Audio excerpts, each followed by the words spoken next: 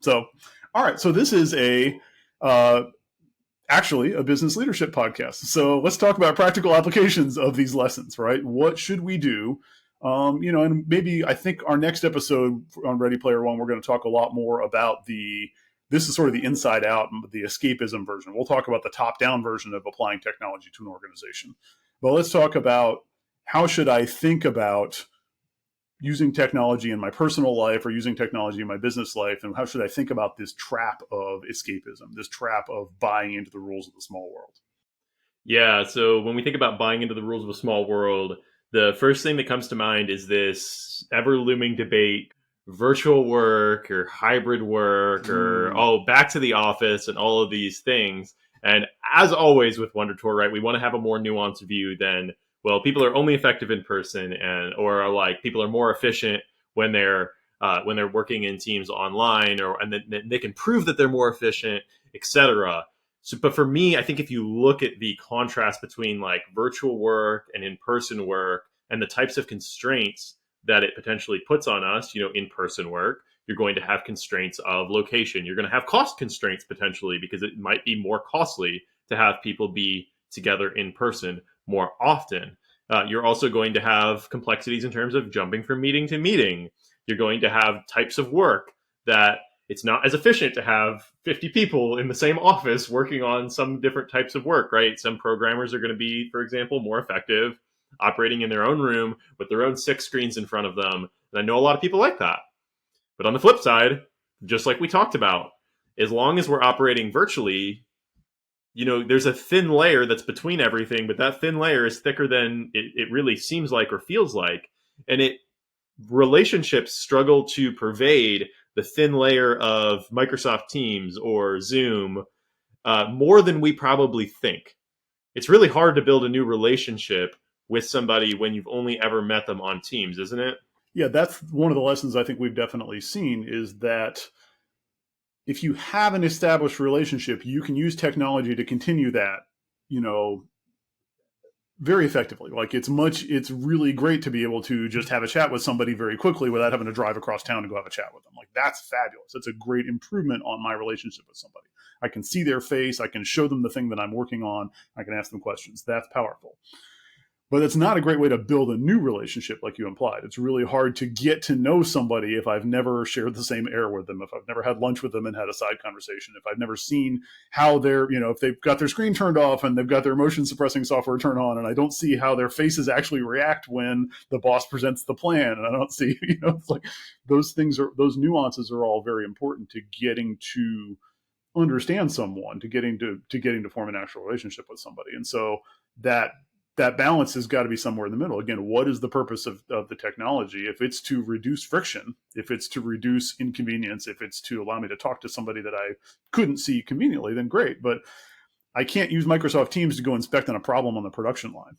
Right? It's very difficult to get your hands on something and figure out what's going wrong, or go just observe people and see, how where their pain points might actually be. That's really Yeah, it's hard to sell my new idea to executives when I'm not in the room with them and can gauge their reaction and stuff like that. Right. The interactions are necessarily shallower. So yes, they're more efficient, but also they're less rich, and we're buying into the rules of this little box on my screen that is all that I can possibly know about Drew. It is. And even for us, Brian, just to look at our own personal example, right? We worked together for years, not directly, but, in tangents, we worked together on a lot of things for years in person. And then even now, the audience might see us on video or audio, and we're doing this and recording this online because we do it generally early in the morning on Saturday or Sunday or something like that. But in reality, we do get together. We do go try a new restaurant or go get drinks or something like that, because we want to have those rich interactions where we're able to just riff on each other and go back and forth. And that's where a lot of the foundational material for Wonder Tour comes from.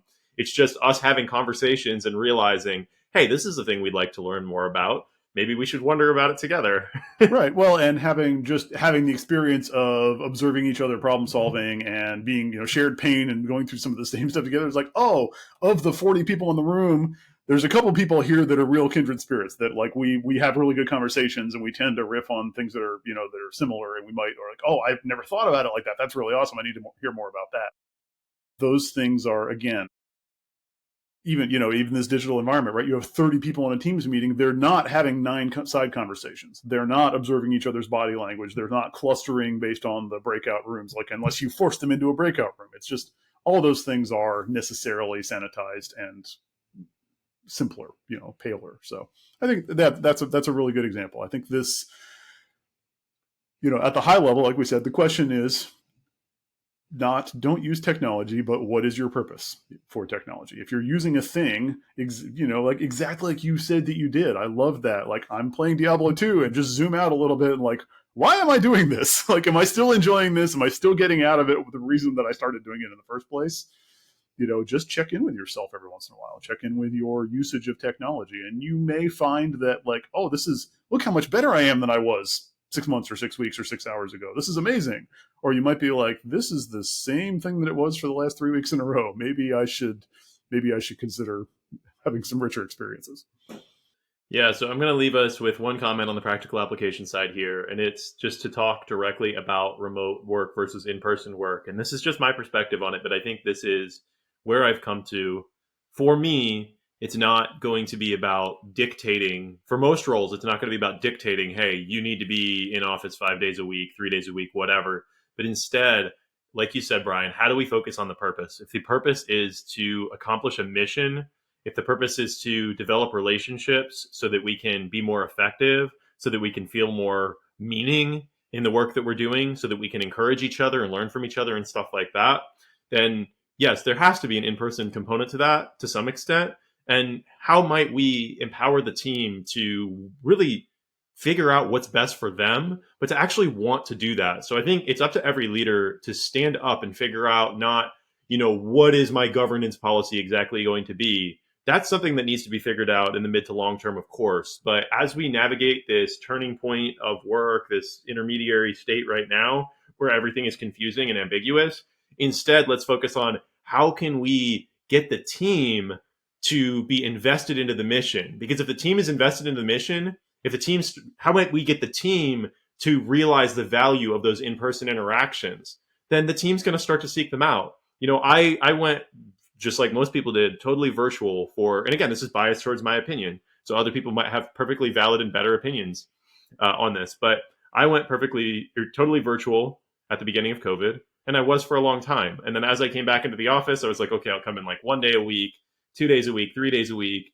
And now it's like, yesterday was a Friday, I was in the office. I hadn't been in the office in a Friday in a long time, but it's like I'm just starting to kind of go in every day for the most part.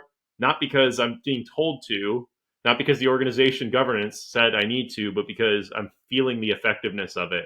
I'm feeling like it provides more meaning for me. And so I can sacrifice that 1.5-hour commute each day in order to be a part of that. But again, that's for everybody to figure out. So I know as leaders are navigating this everywhere, I just want to put it out there.